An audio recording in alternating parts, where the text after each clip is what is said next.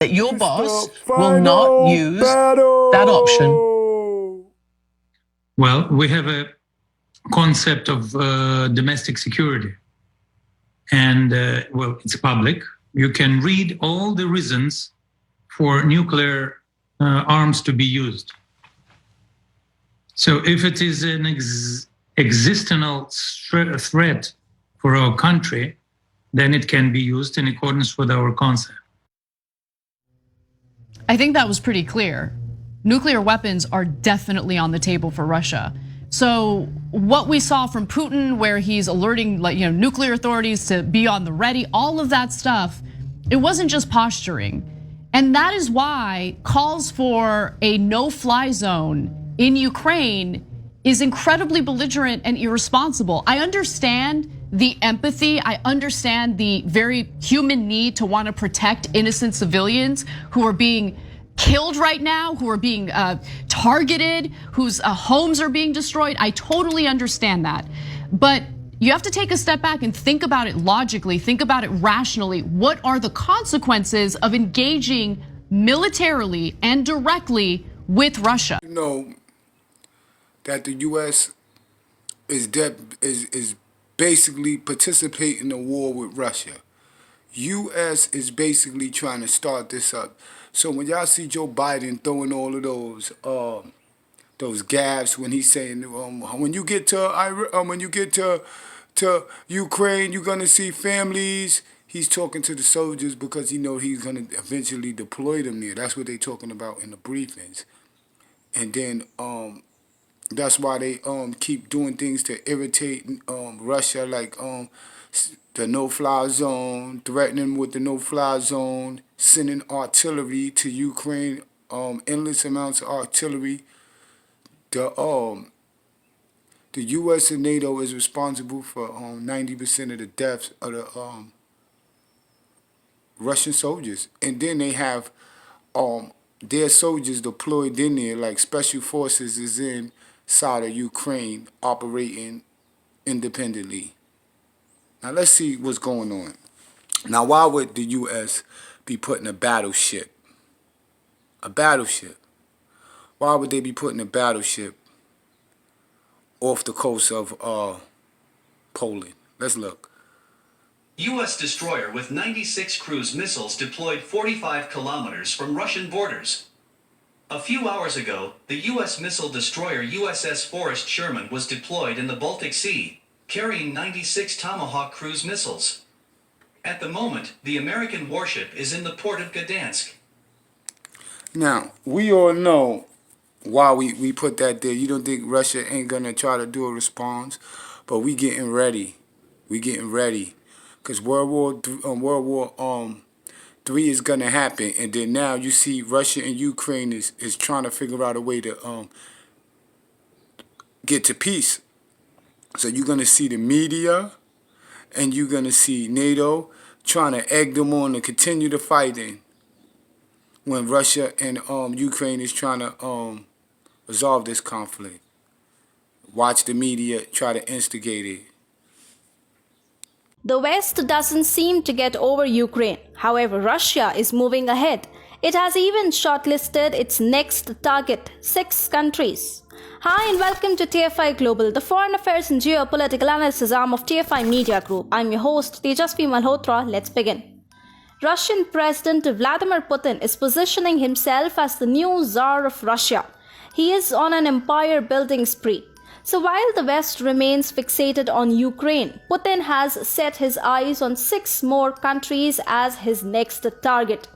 According to the Nexstar News organization, a Moscow City in Duma deputy has proposed denazification of 6 more European countries: Kazakhstan, Moldova, Poland, Lithuania, Latvia, and Estonia. Except for Poland, all these countries are former Soviet republics.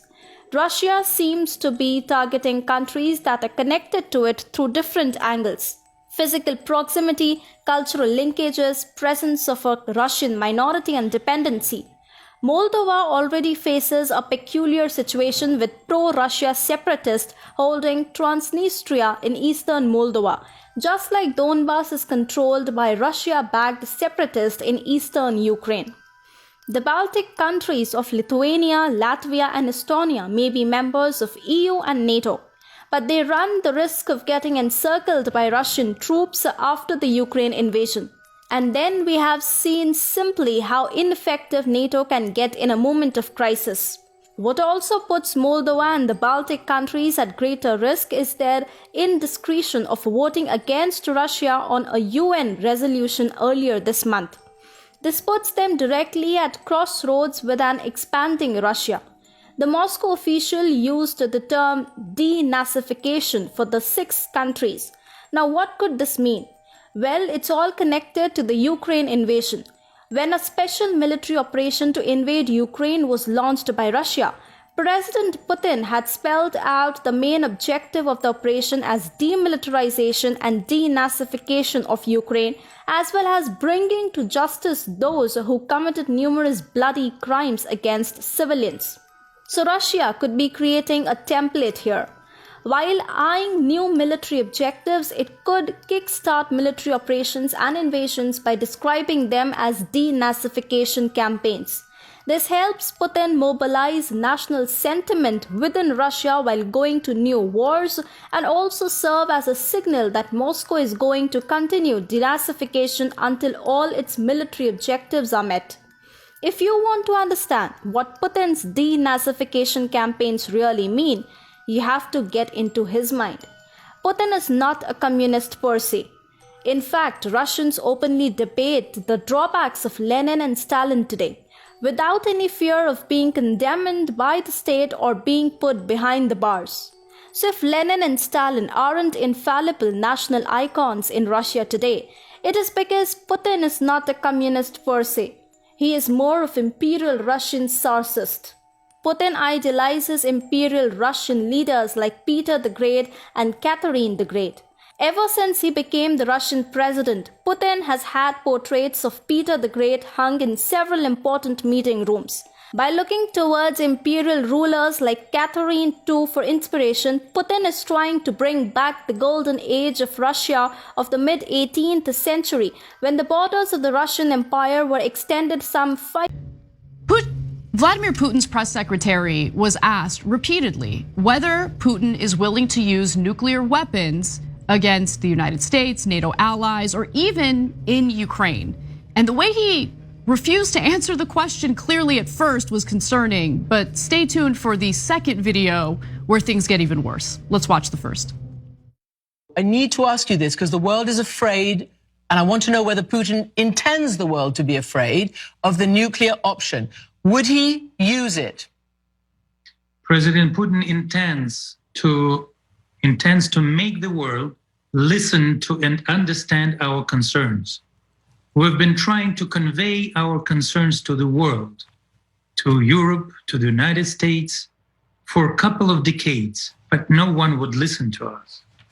And before it is too late, it was a decision to launch a special operation, military operation, to get rid of entire Russia that was created next to our borders. What? To get rid of Russia? Anti-Russia. Because Ukraine started to be, it was formed by the Western countries, anti-Russia. Oh, okay. This is the problem. Okay. So there he is repeating, honestly, some pretty ridiculous concerns that Ukraine was, gonna do away with Russia, invade Russia. There was no indication that was gonna happen. We've talked about NATO and how Putin claimed that NATO expanding to its borders with Ukraine, joining NATO is a security risk or security threat in his eyes. But what was interesting there was his unwillingness to directly answer the question and how he immediately went to Putin wants the world to listen to what we have to say. Yeah, so we're gonna get to the nukes in a second, and that's the most important part. But real quick on this, guys, look, I know that's going to be on Tucker Carlson tomorrow night and on many of these fake left programs, et cetera. The same exact talking points will be repeated, parroted by them. I don't want a single one of you believing this nonsense of Ukraine invading Russia. I mean, who's really? Please tell me that no one's that stupid. There is no biological, chemical, or nuclear weapons in Ukraine. Ukraine is one of the very few countries in the history of the world that actively gave up its nuclear weapons. There was no remote chance that Ukraine was going to go into Russia in any way, shape, or form. In fact, Russia took Crimea from Ukraine, and Ukraine still didn't even come close to threatening to go into Russia proper, let alone taking back Crimea. All of this is completely made up. It's 100% Russian propaganda. I understand what they're saying about the expansion of NATO, but let me add one more thing to that. So we've told you that, hey, NATO didn't need to go all the way up and surround Russia. NATO was supposed to protect America, Europe, and our allies, but by getting so close to Russia, it's being slightly counterproductive, okay? Now, that is a reasonable point of view. On the other hand, if you think that NATO was going to invade Russia, you're cuckoo for Cocoa Puffs. 100%. No one thinks that. There's not one shred of evidence of that. And they shouldn't be overly aggressive and they shouldn't intimidate, threaten anyone, okay? Having said that, there was a 0% chance NATO would, and guys, it's not because NATO is altruistic or America's altruistic. America picks on countries that it knows it can decimate, like Iraq and Yemen and Somalia and Vietnam, and we even lose those wars. We lost in Afghanistan and Vietnam, et cetera. America doesn't go pick on militarily people its own size like Russia and China. So no, we were NATO. Guys, there's so many conspiracy theories out there. There's only one thing that explains everything: the money. It's that simple. And America is going to make money, at least some oil companies and bankers, et cetera, are going to make money, and defense contractors, by invading a smaller country like Iraq. But they're going to make less money if they start a nuclear war. Easy to understand. So all of this is total propaganda. It's important you know that before we show you the next clip.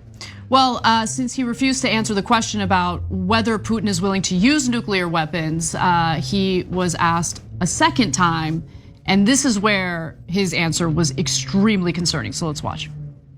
I want to ask you again, is President Putin, because again, the Finnish president said to me that when he asked Putin directly about this, because President Putin has laid that card on the table, President Putin said that if anybody tries to stop him, very bad things will happen. And I want to know whether you are convinced or confident that your boss will not use that option. Well, we have a concept of domestic security. And well, it's public. You can read all the reasons for nuclear arms to be used. So if it is an existential threat for our country, then it can be used in accordance with our concept. I think that was pretty clear. Nuclear weapons are definitely on the table for Russia. So what we saw from Putin, where he's alerting nuclear authorities to be on the ready, all of that stuff, it wasn't just posturing.